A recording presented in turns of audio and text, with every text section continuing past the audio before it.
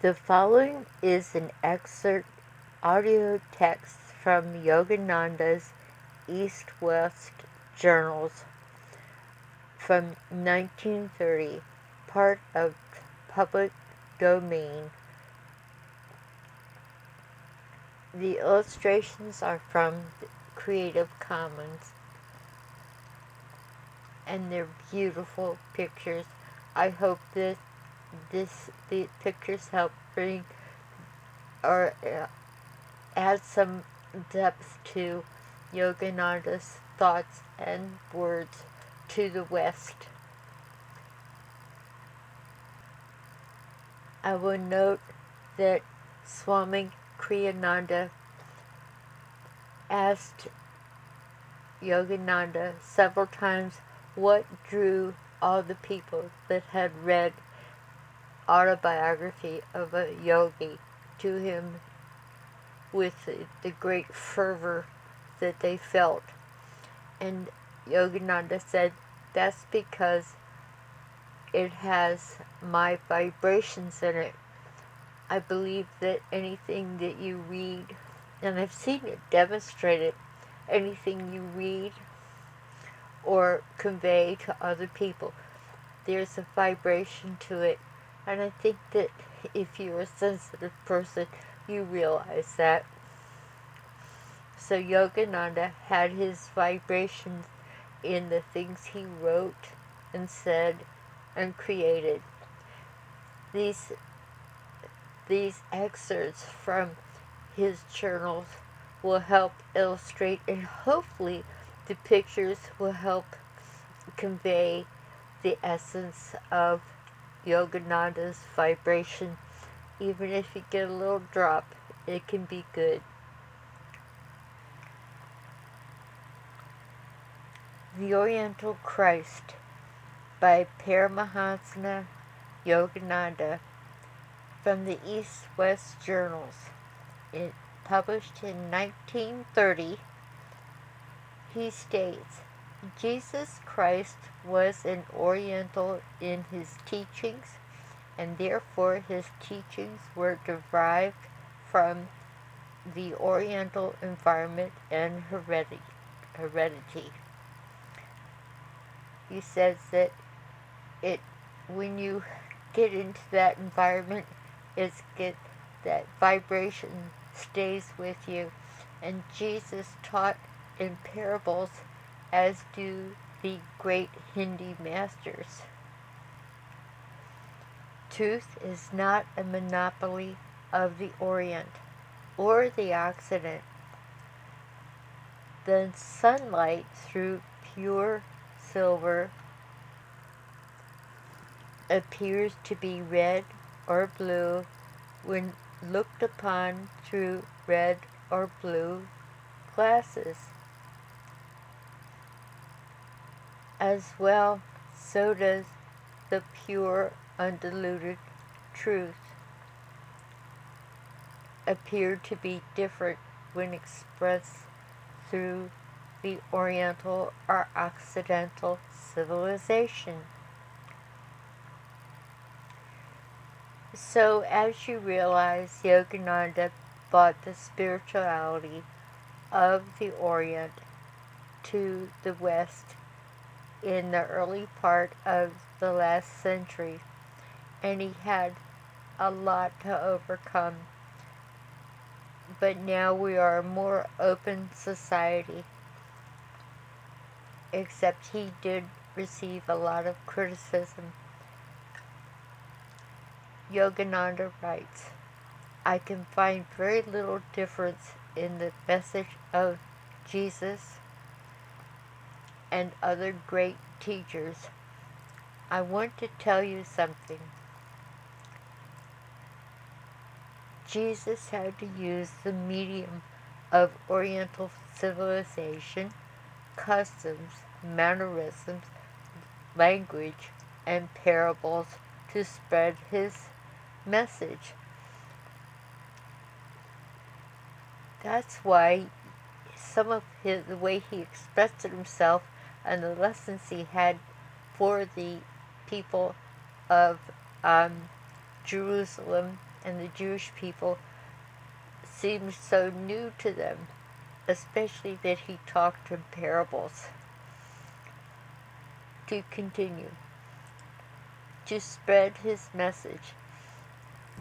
Hence, the teaching of Jesus, no matter how universal they may be, are saturated with the essence of the Oriental civilization.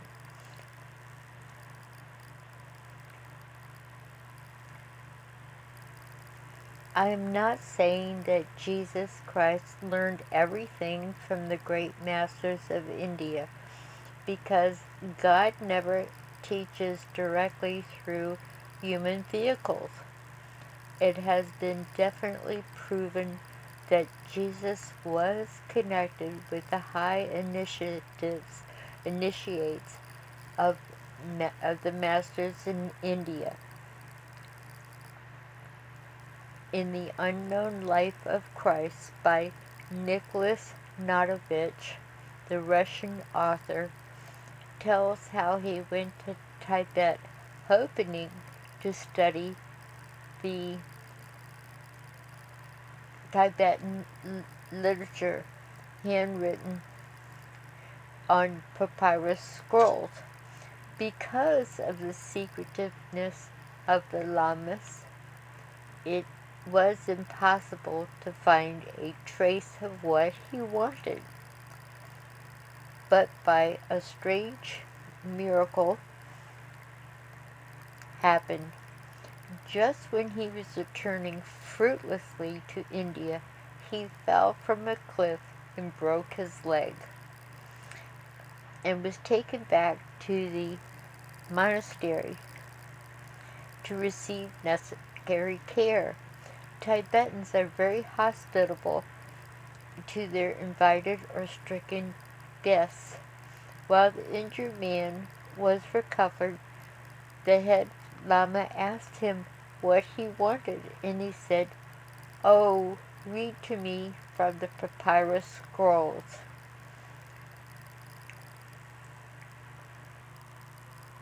Above here is Sri Ananda Moyamaya, or Moyamai, who was the Guru's guru. From my reading, it appears that all the great gurus would go to her when they felt they needed some enlightenment on something, which is an amazing compliment. So she was of the same era as Yogananda. Although the yogis from India are kind of timeless. In the picture above, a quote from Yogananda, quote, "There is a magnet in your heart that will attract true friends. It has been proven that we are electromagnetic, and most certainly the heart has an electric vibration that other people feel. And if you tune it to God, it grows even stronger." To continue, Yogananda said, "The great ones, like waves, bathe in the eternal sea and become one with it. It is disciples that make all the trouble and differences." And you have to think about the way different sects of different religions have been, just can't even describe, merciless with each other. And just recently, SRF trying to get a corner or claim to universal truth, turned around and did the very same thing. So it's going to happen. People become possessive. However, the Hindis and the Hindi masters shared openly. They didn't fight amongst themselves. Yogananda says it is the disciples that create the differences. They begin to create narrowness and bigotry.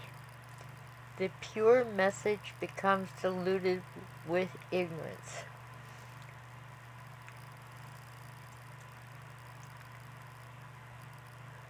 Humanity drinks of the polluted waters and cannot understand why the thirst remains. Only pure water can quench the thirst. The time has come to separate truth from falsehood, knowledge from ignorance. All truth and knowledge must be used to combat the black doubts of superstition, hedging humanity in the prison of unhappiness, that the mighty flood of truth may inundate the gathered darkness of the ages, setting the soul of humanity free.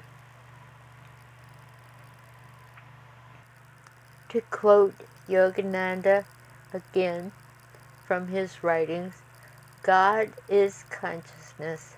There is essentially nothing in the universe except mind or consciousness. Yogananda loved the land in his new home of the West. He had two homes. His heart was in India, but he loved his new land and its open freedom. Yogananda continues, I shall tell you a few things which will help you. I'm going to tell you frankly and openly, without any prejudice or partiality, about the Western adaptation of Jesus. The Western adaptation emphasizes brotherhood, yet whenever you think of a church, you think of a band of secretaries collecting money, and different sects of the religions fighting amongst themselves for power sometimes. The Western spirit lacks much of which the spirit of the East can supply. Granted, the East is not practical enough. The West is too practical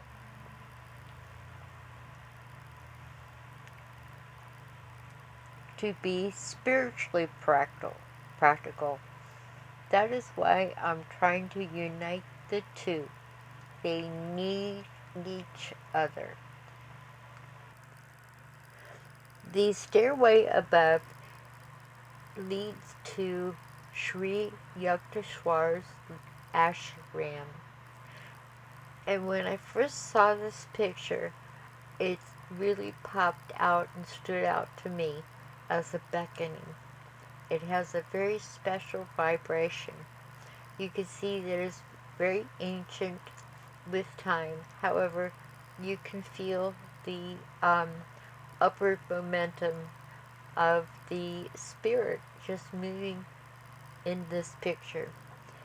The beginning of a 1,000-mile journey begins with the first step. So Yogananda would say, won't you come and take the first step with me? Yogananda continues, to understand Jesus the Christ and his teachings, one must sympathetically study the Orientals, their ancient and present civilization and religious structures, traditions, philosophies, spiritual beliefs, and intuitive metaphysical experiences The teaching of Jesus are universal and have been made adaptable to Western environment. Still, in order to understand Christianity, one must first take away the veil, the Western veil, and then take away the Oriental veil. Behind the two opaque veils, the real Christianity lies. Western Christianity is the outer crust, and Eastern Christianity is the inner crust. Oriental Christ always emphasized, take no heed of the body, what ye shall eat, what ye shall need,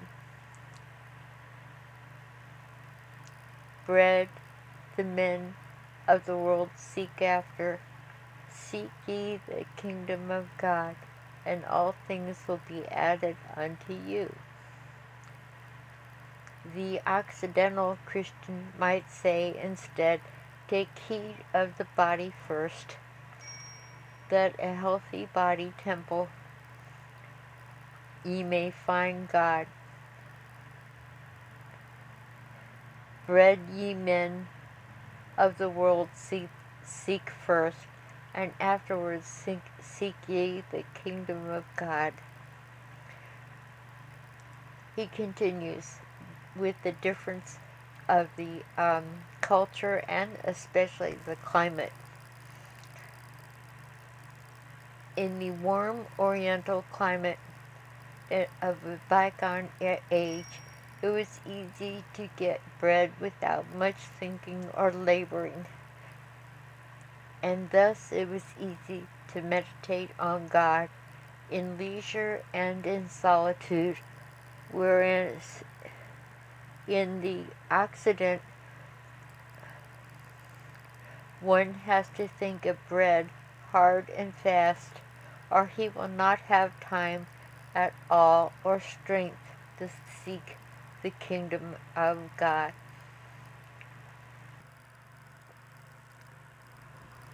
Yogananda's quote is, under true wisdom is understanding how one consciousness becomes all things.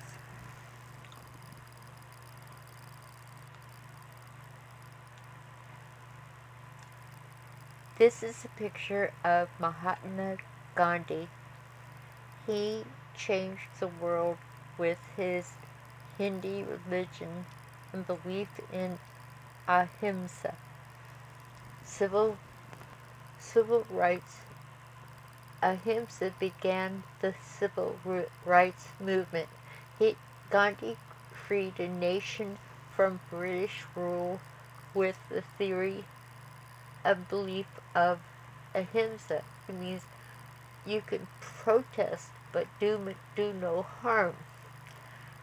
Martin Luther King was a student of Gandhi. He adopted the nonviolent civil disobedience. It freed a lot of people in a lot of places in the world. So that was how a fantastic Hindi belief from Gandhi and the ancients changed the world. And it can still happen sometimes.